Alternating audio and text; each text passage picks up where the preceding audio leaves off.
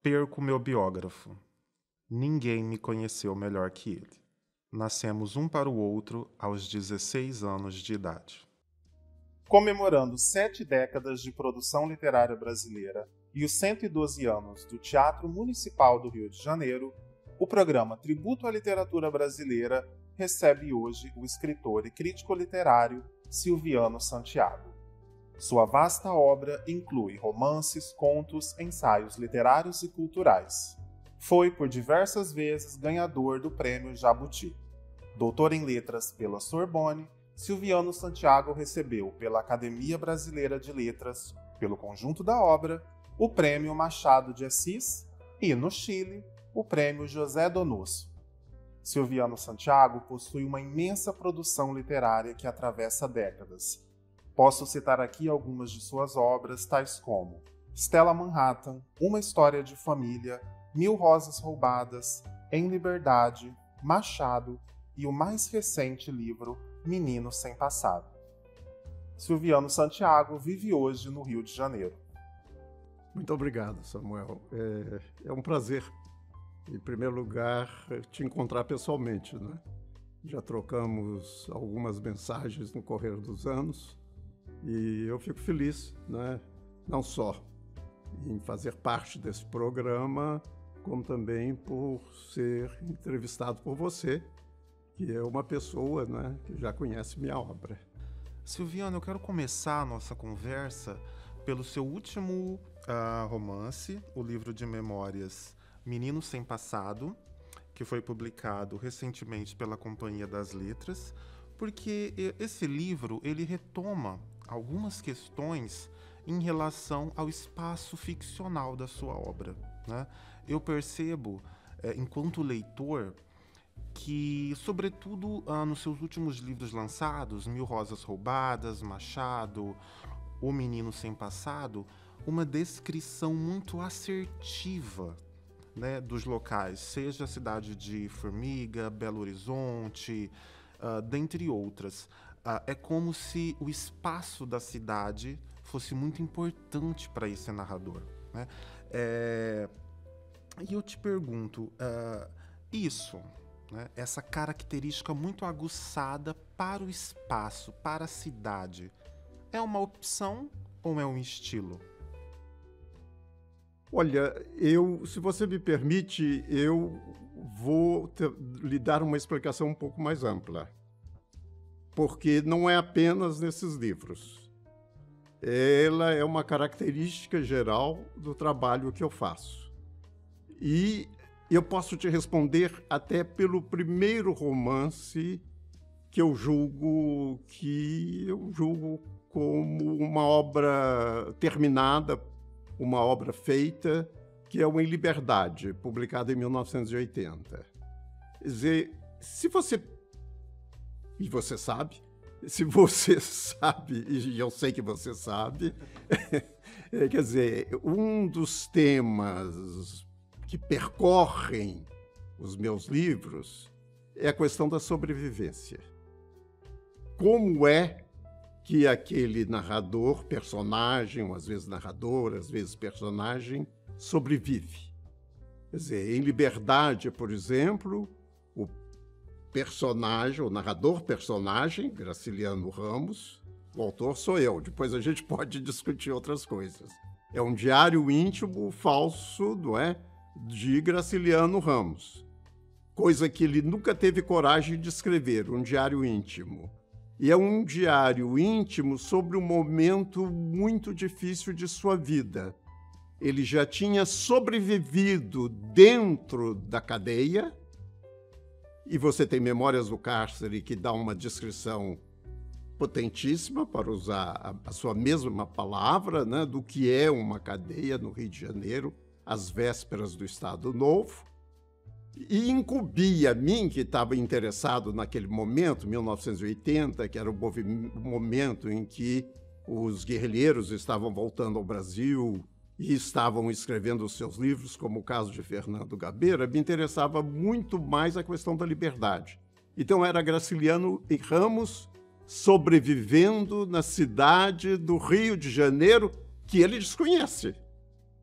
Entende? Então, o romance, por exemplo, já nesse romance, era importante que a presença da cidade do Rio de Janeiro ganhasse primeiro plano, porque ele e eu, indiretamente, estamos descobrindo a cidade do Rio de Janeiro. Entende? Então, se agiganta a cidade do Rio de Janeiro ali, porque tudo é desconhecido. E tudo é motivo para a curiosidade, tudo é motivo para a observação.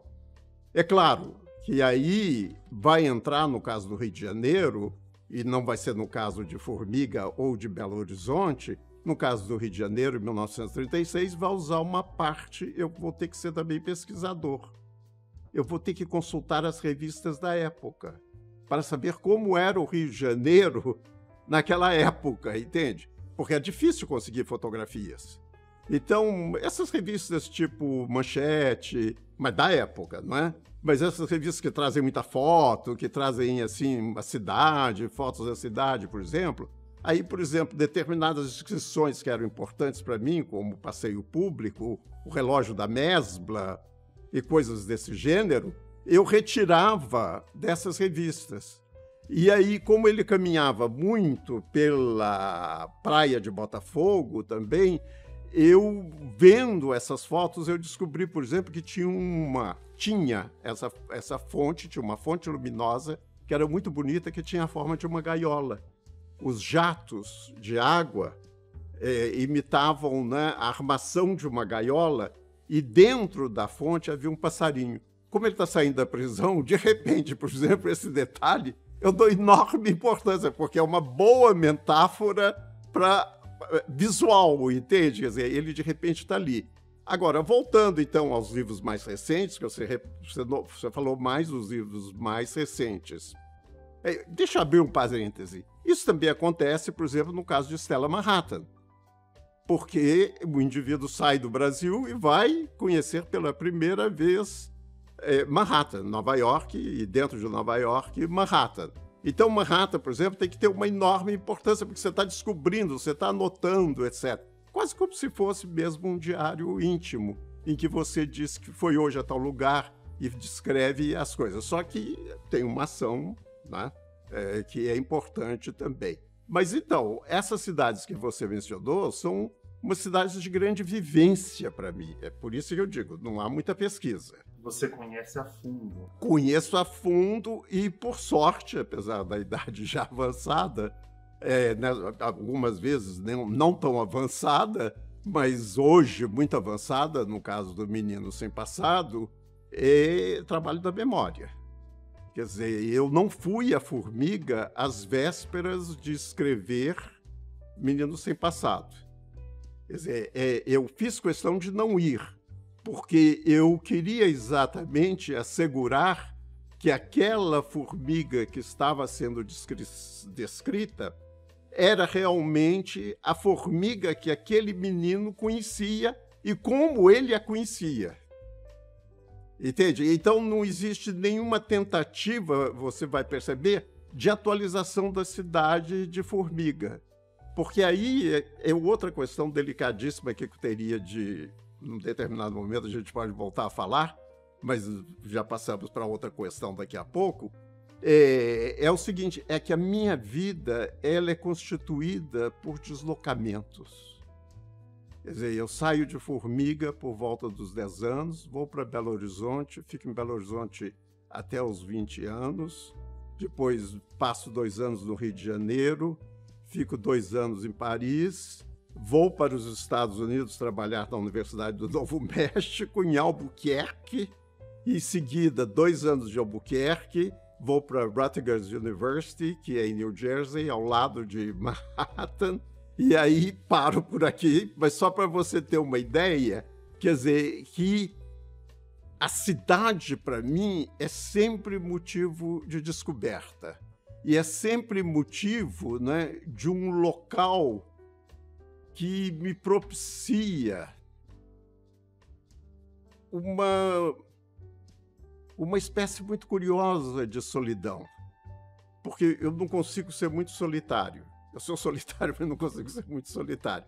Então, em cada uma dessas cidades, eu vou tentando fazer amizades, eu vou tentando conhecer pessoas, eu vou organizando pequenas sociedades. E, de repente, eu as perco, exatamente porque eu vou mudar de cidade e vou reorganizar uma pequena sociedade. Quer dizer, isso é para que se entenda um pouco o tipo de livro que eu escrevo, entende? O tipo que é o livro que eu escrevo tem que ter necessariamente esses núcleos, que são núcleos muito pesados, porque eles não são núcleos que se envelhecem. Eles são núcleos que têm uma força inicial enorme e têm uma duração forte, intensa. Eu acho que foi muito bem escolhido a palavra potente, forte, intensa e potente, mas de pouca duração. A duração de um romance, entendeu? A duração de um livro, entende? A duração, obviamente, de uma fase da minha vida. Uma fase também curta da minha vida. Você está vendo que essa ideia dos deslocamentos, e os livros vão se deslocando um atrás do outro, a própria composição de Menino Sem Passado, ela é feita através de deslocações, de deslocamentos. O que eu chamo, você vai tanto ter um flashback, que é clássico, mas você também vai ter um flash forward. Mas o flash forward, né, que é ponhamos um lance para frente, não é na mesma cidade, vai ser noutra cidade. Por exemplo, logo depois da abertura de Menino Sem Passado, a ação já vai se passar em Paris. Entende? Quer dizer, então, esse é um tipo de construção. Como a gente está aqui para discutir isso, né? Estilo, narrativa, composição, é por aí. Se a pessoa quiser entrar no meu livro, ela vai levar muito susto, porque eles mudam com uma rapidez muito grande. Muita fluidez espacial, vamos dizer. Isso. Você é um autor, Silviano, com mais de 50 anos de publicação. Você passou por diversos períodos políticos e sociais e você experiencializou a literatura de diversas formas, revisitando autores como Graciliano Ramos, Antonin Artaud, o próprio Machado de Assis, e sua técnica é inquestionável. E você passou pela ditadura militar, escrevendo. Como foi, Silviano, ser escritor e escrever durante esse período tão difícil do país? Olha, eu pessoalmente não sou uma pessoa de índole política. Quer dizer, eu tenho um irmão, é o irmão mais novo, né, Haroldo, que teve uma carreira política, foi engajado, foi preso, foi torturado e padeceu muito. Mas, infelizmente, eu não fui feito para isso, entende? Eu confesso, eu sou o que sou, não adianta. Então, eu tenho isso de uma forma muito sentida, mas indireta, que é quase uma covardia, entende? Mas é muito forte, é muito intenso, e eu tento resgatar isso desde o primeiro romance importante que eu escrevi, que é Em Liberdade. Quer dizer, a escolha de Graciliano Ramos não é gratuita, entende? Como a escolha de Stella Manhattan tampouco é gratuita, porque o Eduardo ele é obrigado a exilar do Brasil exatamente, vai para Manhattan, no momento em que ele está sendo perseguido pela família e está sendo perseguido por uma exigência de costumes. Quer dizer, Eduardo é um personagem que a gente chama gay, né? Possivelmente é o primeiro romance gay escrito no Brasil, possivelmente, né? Com uma temática gay bem aberta e extensiva. E aí eu reporto, então, a razão pela qual um dos temas, sem querer eu falei disso, um dos temas mais importantes meus, da minha obra, é a sobrevivência. Entende? o que me interessa, então, é como esses indivíduos, ou esses personagens, sobrevivem, entende? É isso que me interessa. A sobrevivência, por exemplo, de Graciliano Ramos, no Rio de Janeiro, que ele desconhece, está apenas com a esposa, é obrigado a morarem de favor na casa de Liz do Rego, entende? E logo depois, né, visita, se demorar muito, fede feito peixe. Né? Logo depois, né, um mês depois, ele vai para uma pensão muito pobre, uma pensão barata, não é? Do bairro Flamengo, entende? Quer dizer, então me interessa exatamente essa questão da sobrevivência. Assim como Stella é obrigado, um rapaz de classe média, é obrigado a ir para Manhattan, trabalhar num consulado com salário baixo, e ele pode alugar apenas uma kitnet, e lá está ele, né, o livro, depois de uma grande abertura férica, né, lá está ele de empregada, né, limpando o apartamento no final de semana, né, porque não tem ninguém, né, que possa limpar aquele apartamento, a não ser ele mesmo. Quer dizer, então, essa sobrevivência, entende, é a grande questão. Se você vai para o livro seguinte, é outra perspectiva, aí já não mais da ditadura, mas essa outra ditadura que vem nos acompanhando, que é da doença. Uma história de família é a sobrevivência de alguém que está com uma doença fatal. Entende? Na sua prosa.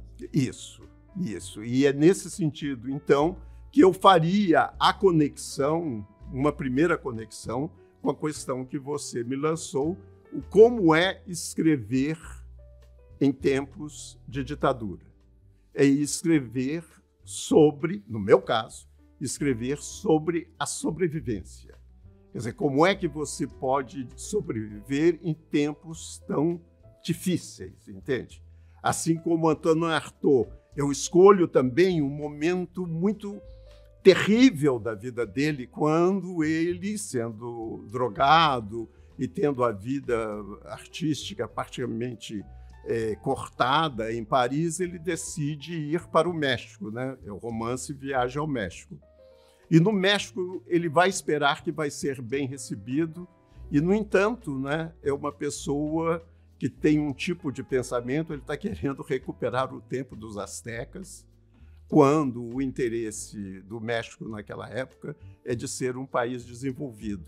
Então ele é muito mal recebido pelas autoridades oficiais.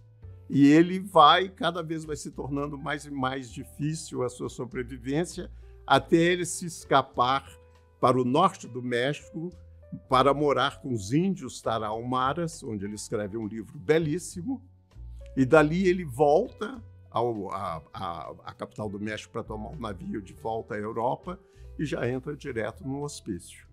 Entende? Quer dizer, então, se você vai vendo, quer dizer, então eu acho que teria que ser por aí como é que eu vou criando estes personagens, e como esses personagens, aí, se me permite, eles acabam vivendo prisioneiros dentro de uma cidade. Porque também, se você está procurando sobreviver, você depende muito mais da cidade do que um turista. O turista, ele quer se divertir naquela cidade, ele não está interessado em perceber detalhes, em perceber o dia a dia das pessoas, a maneira de chegar a um lugar ou outro lugar, etc. O sobrevivente, não, ele tem que estar atento, inclusive, porque ele tem que ganhar a vida. Ele tem que fazer amizades também, como é o caso de Stella Manhattan. Ele vai fazer as piores amizades em Manhattan para poder sobreviver. Ele está sozinho, ele vai dentro do consulado, sem querer e por razões óbvias, ele vai cair nas mãos do adido militar. E quem é o adido militar? Um gay no armário, entende? E esse gay no armário vai usá-lo para poder ter certos encontros que ele não consegue ter na condição em que ele está ali. Entende? Então, é isso que me fascina, entende? Quer dizer, o jogo da repressão, o jogo da violência, o jogo até mesmo da tortura mental, não da tortura física, mas da tortura mental, ele está nessa dificuldade da sobrevivência e que, no fundo, também, no meu caso, se você ler com certo cuidado determinados livros meus, que são menos conhecidos como anônimos, é a própria sobrevivência dos pobres, entende? É a própria sobrevivência dos pobres num país com tantas desigualdades quanto o Brasil. Quer dizer, é dessa maneira que eu vejo, então, essas questões que você está colocando. Agora, tudo isso a gente está apenas pontuando, né? Eu tenho uma dificuldade em usar o estilo realista naturalista. Entende? Então, essa é uma das dificuldades que eu tenho, né? Daí o que eu chamo uma certa dificuldade em classificar o tipo de livro que eu escrevo. Porque volto ainda ao Em Liberdade, porque é um livro bem, a meu ver, bem paradigmático de tudo isso que eu faço. Depois a gente continua para os outros. O Em Liberdade, por exemplo, você sabe que existe uma tradição, né? E que é dentro dos gêneros, aquilo que se chama a autobiografia. E a autobiografia, ela é autobiografia quando há um pacto. O autor, o narrador e o personagem são a mesma pessoa. O Em Liberdade, o autor sou eu, mas o narrador e o personagem são Graciliano Ramos. E o livro é o quê? Um diário íntimo. Meu? Não, de Graciliano Ramos. Entende? Então, há uma forma também importante, porque a minha subversão, quer dizer, ponhamos, isso agora que eu chamo uma subversão metafórica ou simbólica, ela não é apenas social, ela é também estética. Entende? Ela é também estética, quer dizer, ela está ali na estética. Eu ter a coragem de escrever um livro no estilo, em nome e com a vida de outra pessoa. Uma tarefa... Ponhamos pelo menos ousada, para não dizer subversiva. Entende? É isso que, de certa maneira, porque como eu não tenho aquela vida, quer dizer, de repente, o Silviano, autor, não é autor, é um performer, é um ator, entende? Eu encarno, assim como eu posso, de repente, a gente está aqui num teatro, né? Estamos aqui num palco, como se, de repente, eu interpretasse Hamlet. Entende? E tô falando como Hamlet. E estou usando as palavras de Hamlet. Mas quem é que está usando as palavras de Hamlet e falando como Hamlet? Não é Hamlet. Entende? Então, existe um processo de, em primeiro lugar, de despersonalização, né? Importante, porque é um desejo de você atuar daquela maneira, apesar de ser... É impossível ser Hamlet. É impossível ser Graciliano Ramos. Mas eu gostaria de ter atuado na vida como ele atuou. Então, eu o performo. Eu o atuo. Entende? E sem nenhuma vergonha, um desavergonhado. Porque eu fico 6 meses aprendendo o modo como ele escreve. Eu fico fazendo... É pastiche, né? Não é paródia, é pastiche. Então, o livro, em princípio, deve parecer que foi escrito por ele mesmo. Você entendeu? Quer dizer, e essas as formas de subversão.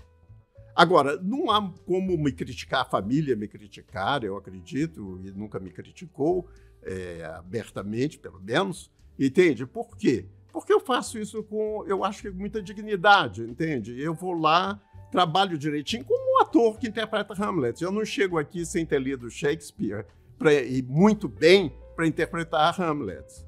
Eu não chego aqui para interpretar Hamlet sem ter de cor e salteado o texto de Shakespeare, entende? Eu não venho aqui fazer improvisações sobre Hamlet. Faço igual aqui, Hamlet é isso, então vou atuar como Hamlet. Não, quer dizer, eu tento, na medida do possível, é claro, porque isso são tarefas, né, bem difíceis, né? Eu tento, na medida do possível, ser um bom ator, um bom performer, entende?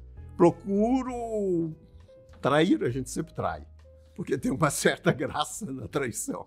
Eu traio de vez em quando, aqui e ali, etc., mas sou muito direitinho, muito corretinho, muito direitinho, entende? Eu quero trazer aqui um romance, né, o Mil Rosas Roubadas, que é esse aqui publicado pela Companhia das Letras. Um romance muito bonito. E eu percebo, Silviano, que nesse romance em específico há uma urgência em se dizer algo. E essa urgência ela vem pelo canal da memória, né? Memória e afeto estão muito presentes em Mil Rosas Roubadas. E eu percebo também que o afeto potencializa o fator memorialístico nesse romance em específico. Então, eu gostaria que você comentasse conosco. Você acredita que em Mil Rosas Roubadas, o afeto, o discurso da afetividade, realmente potencializa o discurso memorialístico, o discurso amoroso que está em voga nesse romance? Olha, aí, se me permite de novo, eu tenho que fazer um caminhozinho, porque eu estou muito velho, então tudo tem caminho. Sabe? Quer dizer, eu não cheguei à vida há 25 anos atrás, mas há 85 anos atrás. Então, tudo tem um caminho, quer dizer, a memória, o uso da memória, como você está explicitando, é claro que a memória é sempre usada, não há como, né? Quer dizer, a memória, num romance como Stella Manhattan, é importantíssima. Mas a memória, ponhamos, a minha memória, é um pouco secundária em Stella Manhattan. Porque em Stella Manhattan eu estava descobrindo pessoas, e eu sou, como você já viu pelo primeiro romance, um pouco desavergonhado. Eu gosto de conhecer as pessoas e saber como é que elas são, e saber como é que elas falam, e saber como é que elas comportam. Então, Stella Manhattan é a soma de 1001 convivências, de até pessoas, hoje conhecidíssimas, que eram muito amigas minhas, estão aí transformados em personagens, entende? O livro é dedicado a Og, que era o nome de guerra, ponhamos, de Agostinho, e é um colega nosso, entende? Que ambos estavam vivendo em Nova York e me abriram muitas portas em Nova York, entende? Para eu conhecer melhor Nova York. Então você tem razão nesse sentido, quer dizer, você tem a memória que está apoiada na amizade e você vai ter no final da vida uma memória que está apoiada na afetividade. Entende? E é uma coisa bem diferente. Porque a memória que que é apanhada na afetividade, ela pode escrever, ela pode criar um universo muito mais amplo. É o universo, por exemplo, de Stella Manhattan, que você tem não só o consulado, o mundo do consulado do Brasil, como você tem o mundo universitário de Manhattan, tem um professor que é muito importante, você vai ter ainda todo o grupo de brasileiros no exílio que estão se reunindo em torno das ideias de Marighella. Isso tudo está muito evidente no romance, entende? Nada disso está escondido, entende? Está lá muito evidente. Você vai ter uma série de personagens, por exemplo, que não são ligados pelo afeto, entende? Em relação a mim. Eles são ligados pela minha curiosidade, em primeiro lugar, que eu sou uma pessoa muito curiosa, entende? Quero saber de tudo, O meu apelido, inclusive, tá no Menino Sem Passado, era Espicula-Cula. Especular, quer dizer, tudo, já com 4, 6 anos de idade, me chamava de Espicula-Cula. Eu queria saber de tudo. Tinha uma curiosidade, podíamos cavalar. Entende? Então, nesse sentido, então, o que acontece é que a passagem para Mil Rosas Roubadas é a memória ligada ao afeto pelo meu melhor amigo, que era uma pessoa bastante conhecida, que é Ezequiel Neves, né? Que trabalhou com Cazuza durante sua vida. Mas eu conheci Ezequiel desde rapazinho, entende? Quando eu o conheci no clube de cinema. Devíamos ter mais ou menos 14 anos, etc. E mantivemos uma amizade duradoura, extremamente duradoura, e eu tinha interesse, e minha memória foi muito machucada no momento em que ele morreu antes de eu ter morrido. Quer dizer, então isso é um evento que quase inimaginável, entende? Você ter uma pessoa de quem você gosta muito, que morre e que, portanto, e acho que, se não me engano, é logo as primeiras palavras do livro, ninguém conhecia minha vida melhor do que ele. Ninguém me conheceu melhor que ele. Exatamente. Entende? E, no entanto, essa pessoa que me conheceu já não existe mais. Quer dizer, eu perco a mim mesmo ao perder essa pessoa. Seu biógrafo. Seria eu perco meu melhor biógrafo. É claro, pode, eventualmente, se eu tiver alguma importância, pode ser que eu tenha algum biógrafo. Mas o meu melhor biógrafo era aquele, entende? Porque ele conhecia detalhes que ninguém conhece. Ele sabia de subterfúgios de vida, ele sabia de façanhas, de graças, de desgraças, e alegrias e desastres que ninguém conheceria. Poderia conhecer meus livros, poderia saber da minha carreira universitária, as universidades que eu ensinei, etc., meus relacionamentos familiares, etc., mas ninguém saberia aquele subterfúgio, conheceria aqueles subterrâneos, entende? Então, é o biógrafo ideal. E aí você perde, quer dizer, então não é apenas uma vida que se perde, são 2 vidas que se perdem. Porque eu também me senti,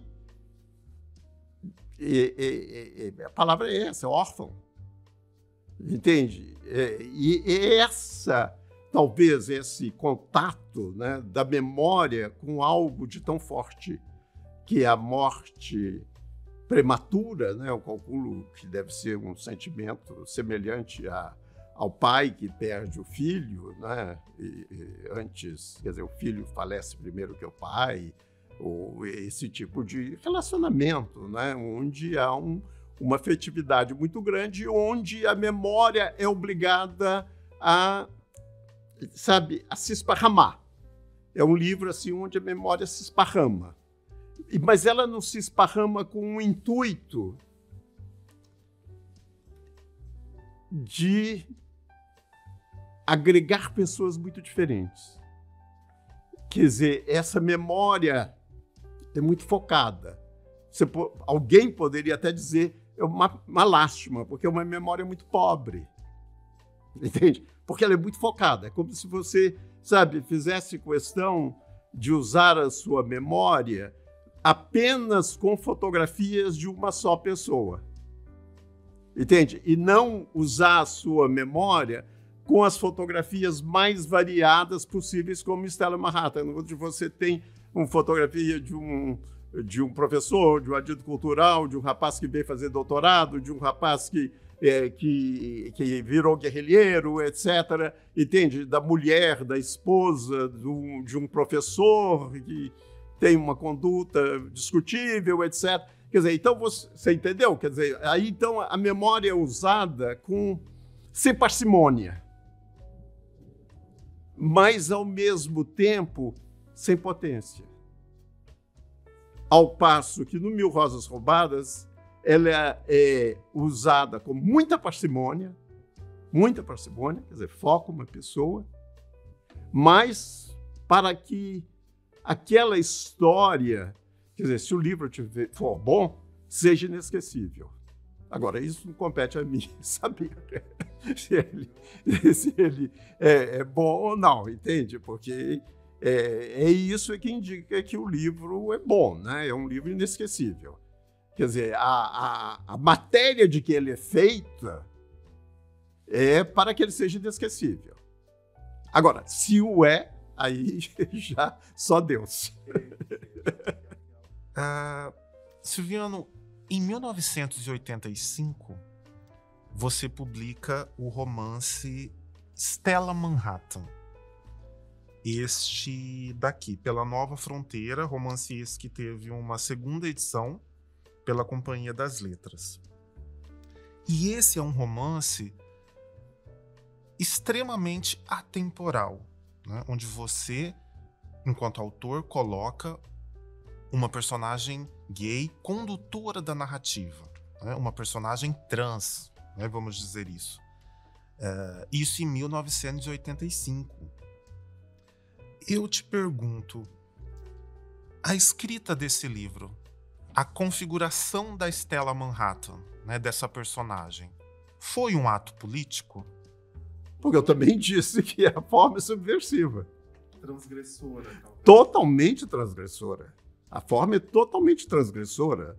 Se você perceber, o Eduardo pode começar a frase no masculino e terminá-la no feminino. E você entendeu o que eu estou querendo dizer? Quer dizer, e o livro é uma grande homenagem minha a Lygia Clark.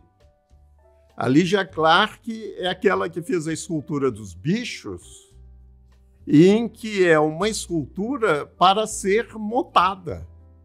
E por que ela é para ser montada? Ela é feita através de dobradiças. Quer dizer, os personagens desse livro são personagens dobradiças. A questão de gender está aí, eu acredito que até hoje, de uma maneira bastante moderna. Sim, é um livro que não envelheceu de forma alguma. Você entendeu? Mas por causa disso, porque eu tive a coragem. Claro que o editor disse, olha, isso aqui as pessoas não vão entender. Entende? Porque esse personagem, que é um rapaz, ele está usando, em particular, o que é muito evidente em português, menos evidente em inglês. Ele está usando os adjetivos, ou ele está usando as palavras, adjetivos do feminino. Entende? Hoje eu amanheci muito cansada. Você sabe que tem isso aí, a beça. Hoje eu amanheci muito cansada. Quer dizer, me alertaram, entende? Olha, isso aqui fica confuso, as pessoas não vão entender. Porque hoje eu amanheci muito cansado. Mas eu amanheci muito cansado é exatamente esse efeito da dobradiça. Quer dizer, entende? Naquele momento era um lado dele, o lado feminino, que era mais forte que o outro lado dele, o gender masculino, entende? Naquele sentido, então, naquele momento, ele está em mutação, entende? E ele está dizendo em linguagem escrita, que não é fácil, hein? Posso te dizer que esse livro me deu muita dor de cabeça. Não é fácil isso. Porque ele está dizendo em linguagem escrita, ele está passando por uma mutação em linguagem escrita. E isso, então, o que é importante para mim nesse livro, e isso eu tenho tentado salientar, mas é difícil, não é nem esse lado, a porta, por exemplo, nem o lado onde está presa a porta. O quadro, né, se não me engano, não é? É exatamente a dobradiça. E na dobradiça é importante o pino central. É aquele pino central que dá uma certa rotatividade. Quer dizer, de tal maneira que as pessoas não são duas, no fundo são três. É o lado masculino, o lado feminino e aquilo em transformação, aquilo em mutação. entende? Aquilo sendo constantemente desregulado, entende? Quer dizer, o que nós chamaríamos hoje trans, né? Entende? Mas sempre desregulado, sempre em trânsito, que é essas ideias também que são muito importantes tematicamente nos livros que eu faço. Os personagens estão sempre em trânsito, entende? São personagens, por assim dizer, que é o caso de Antonin Artaud, por exemplo, são personagens nômades, são personagens diaspóricos, entende? E a viagem também não deixa de ser uma maneira de você viver duas realidades ao mesmo tempo. E muitas vezes, quer dizer, se você fala português estando em Manhattan, você está no pino, entende? Porque já se vê imediatamente que você não é dali, entende? E que você, portanto, sabe, esses movimentos eu acho que tornam o tipo de trabalho, voltando àquela palavra inicial, que torna o tipo de trabalho que eu faço um pouco inclassificável, entende? Esse romance é um pouco inclassificável. Não é apenas, entende, um romance gay escrito em 1985, entende? E tampouco é um romance teórico. Ele tenta apreender o quê? Ele tenta apreender como, num determinado momento em que o comportamento é mais fascinante politicamente do que propriamente a ideologia. Eu disse mais fascinante, não estou dizendo mais importante. É mais fascinante naquele momento o comportamento, porque o revolucionário ele está muito mais no comportamento do que propriamente na ideologia, que ainda está um pouco atrasada, que não está andando com aquela velocidade com que os jovens estão andando, entende? Então é um livro muito jovem, é um livro que tinha de ser jovem, e ele é tão jovem que ele é escrito com ação, se passa em 69, em 85 já se começa a falar de AIDS. E eu então coloquei exatamente no momento mais forte dessa mutação, dessa metamorfose, que é 69. É em 69, pouco depois dessa data que eu coloco aí, é que vai haver o célebre fechamento do bar Stonewall em Manhattan. O fechamento, né? E em seguida, né, aquela explosão que deu origem ao primeiro movimento público, né, gay em Manhattan. Entende? Contra, obviamente, a violência que era praticada pela polícia de Nova York contra os personagens gays, né?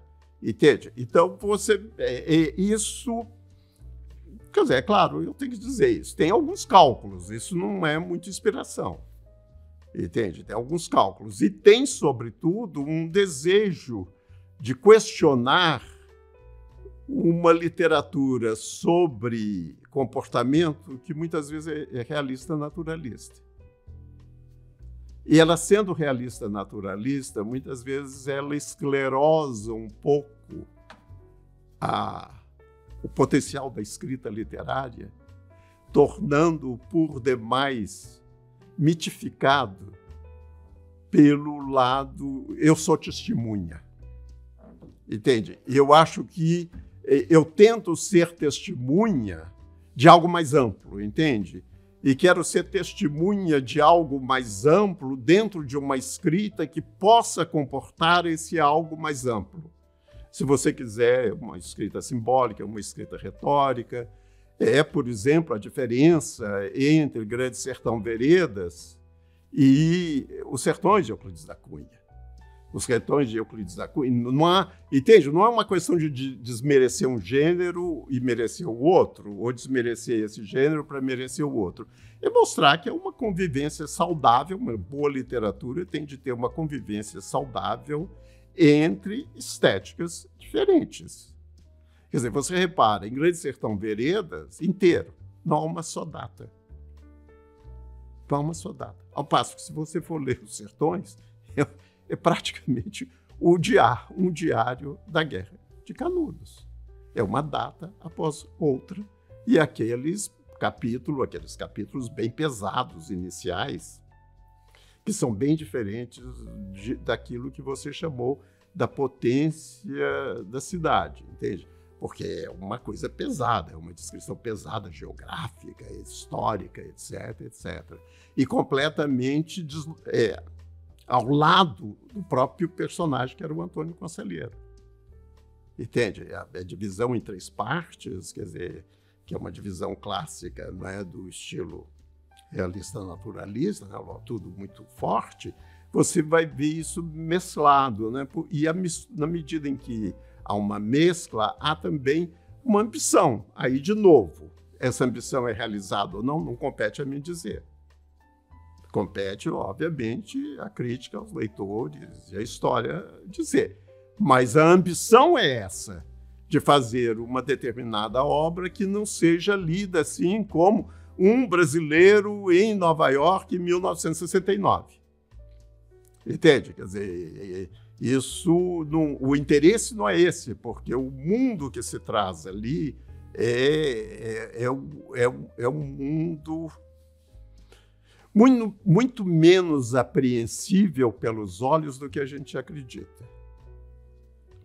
Ou é apreensível pelos olhos de uma pessoa muito curiosa, ou poderá ser apreendido por uma escrita que, de certa maneira, transgrida alguns padrões convencionais da língua em que ele escreve ou ela escreve. Entende? É esse o lado em que a forma ela vai se tornando também política. Ela vai também se tornando ativista. Entende? Aquela cena inicial em que o Eduardo é apresentado como se fosse uma vedete da Praça Tiradentes, exatamente é isso, para mostrar, olha, nós estamos num mundo aqui muito mais da fantasia, embora não seja mundo da fantasia, não é Disneyland, mas é mundo da fantasia, entende? E esse mundo da fantasia, eu gostaria que vocês me acompanhassem nesse mundo da fantasia. Agora, com questões muito terra-a-terra, numa cidade terrível. Manhattan era terrível naquela época, quando também começam, né, as questões de droga, o tráfico de drogas, etc. Quer dizer, uma cidade pesada, né? Eu vi recentemente um filme, 1971, um documentário que foi feito sobre 1971, que é de uma beleza, né? Como foi a música que, de certa maneira, transformou os Estados Unidos em 1971. E aqui é a época do rock, né? É a época do rock, é a época das grandes transformações, né? Do rock and roll, quer dizer. E aí também a coragem que eu tive de escrever um livro que, no fundo, é muito sobre o Brasil, mas em Nova York. Porque se eu escrevesse aquele livro sobre o Brasil, ele seria muito menos alegórico do que ele é. Porque ele tem uma ambição de querer ser um pouco um movimento que é muito mais universal do que só brasileiro. Foi uma transformação na juventude que tem mais de 68 em Paris, que tem Berkeley em 64, que vai ter, obviamente, muito politizada no Brasil a partir do AI-5 e assim por diante, entende? Quer dizer, então, essa era a minha intenção. Se eu localizasse aquele romance no Rio de Janeiro, eu acho que eu perderia alguns personagens que são bem interessantes ali, entende? E que já estavam possivelmente sendo gestados por aqui. Eu quero trazer aqui para a discussão, embora o senhor já tenha falado várias vezes, né, algumas vezes sobre o Menino Sem Passado, esse romance, e eu quero trazê-lo aqui para a nossa conversa com maior especificidade. E eu selecionei um pequeno trecho do livro para ler aqui. Sobre genealogia e formigas. Como representar a genealogia familiar por árvore frondosa, se as raízes que dão origem à seiva que alimenta e sustenta troncos e galhos e os compelem a se reproduzirem folhas, flores e frutos, não sugam mais a suculenta terra natal e estão sendo replantadas numa folha de papel em branco e estéril, que se deixa recobrir de letras impressas, né? A prosa é extremamente refinada, né? E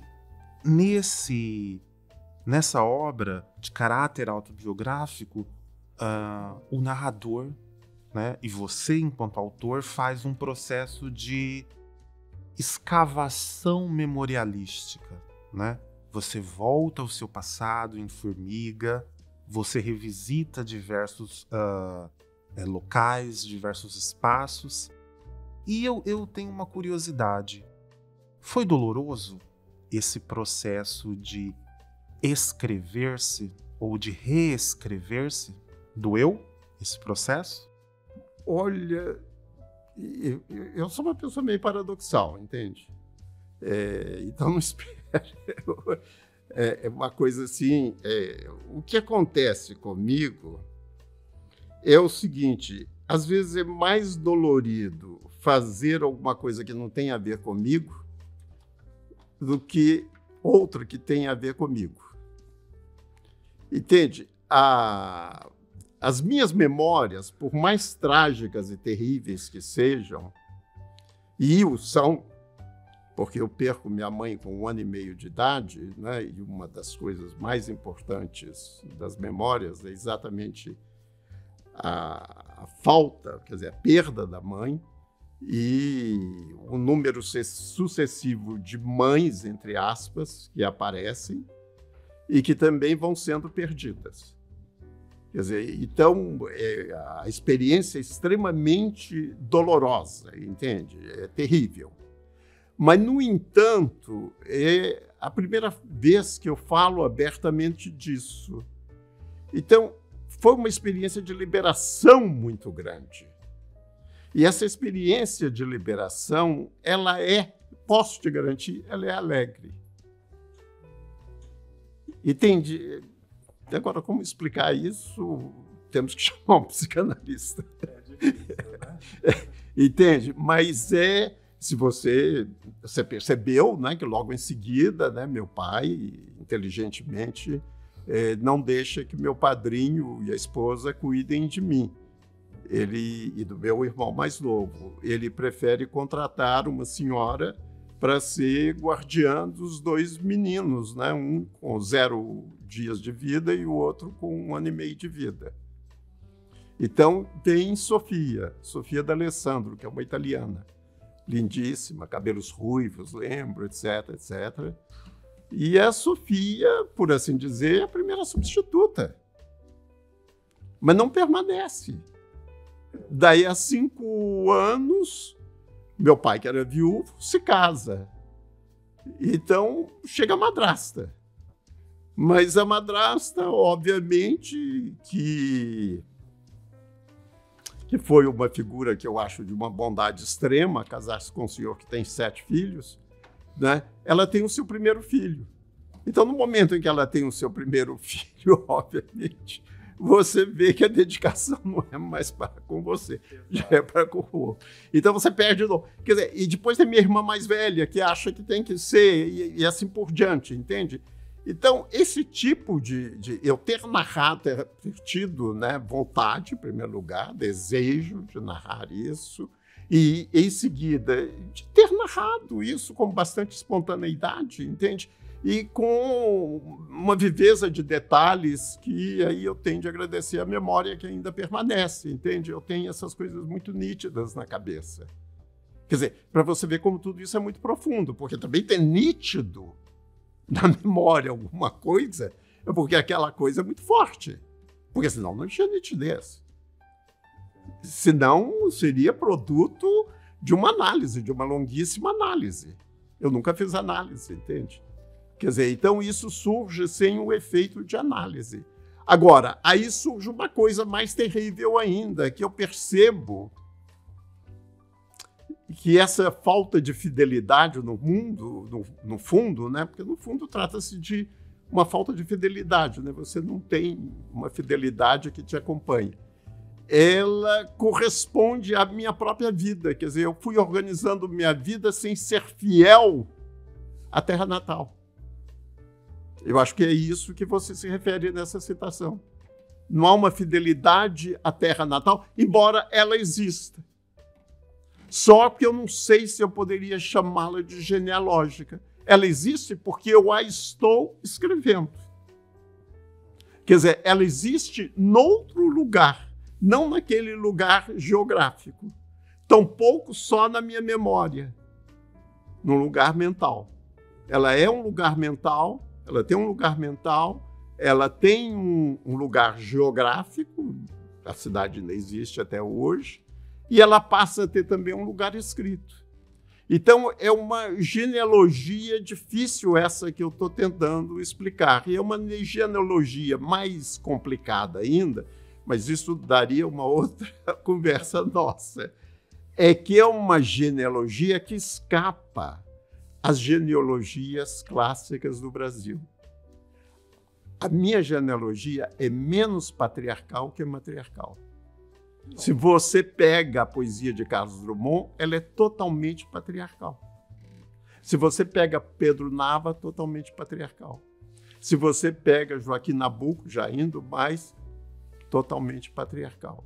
Você vai na contramão. Vou aí na contramão. Quer dizer, os personagens mais importantes do livro vão ser os personagens femininos que vão me constituindo, inclusive a minha própria madrasta, que é um personagem de grande importância, vai adquirindo grande importância no livro, em particular na segunda parte. O livro está dividido, né, em duas partes, por assim dizer. A primeira parte é a mãe, a morte da mãe, a segunda parte a madrasta, não é? Essas são as figuras dominantes. Então você vai vendo, então, que esse sem passado, por isso que eu falei, é um assunto longo a ser debatido, entende? Porque é um sem passado porque é a morte que domina. E é um sem passado também porque você abdica de uma determinada tradição brasileira, lusa, europeia, ocidental, que é a figura do patriarca. Entende? São as matriarcas que são mais importantes. É o que nós estamos vendo nos dias de hoje. Quer dizer, mais e mais as matriarcas vão surgindo e tendo uma importância maior que sempre foi minimizada pelo forte patriarcalismo. Se você lê, é uma obra que eu conheço bem, por isso que eu posso te garantir. Na obra inteira de Drummond deve ter assim, uns 60, 80 poemas sobre o pai. Lindos, né? Maravilhosos, etc. Não é isso que estamos falando. Há apenas 3 poemas sobre a mãe.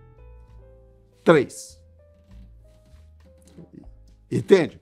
Quer dizer, para você ver como nessa estrutura familiar, a figura importante era a do patriarca.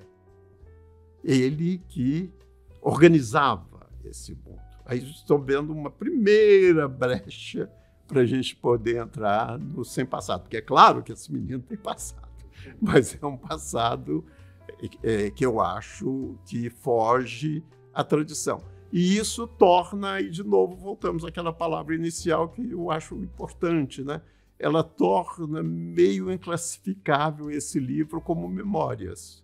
E é por isso que, brincando com você, quando você o chamou de romance, eu fiz de questão de dizer, não é romance, é memórias. Mas é uma memória que é como Em Liberdade, não é? Quer dizer, é um diário íntimo, enfim, não foi escrito pelo narrador-personagem. Foi escrito por um autor meio abusivo, que é este seu amigo aqui.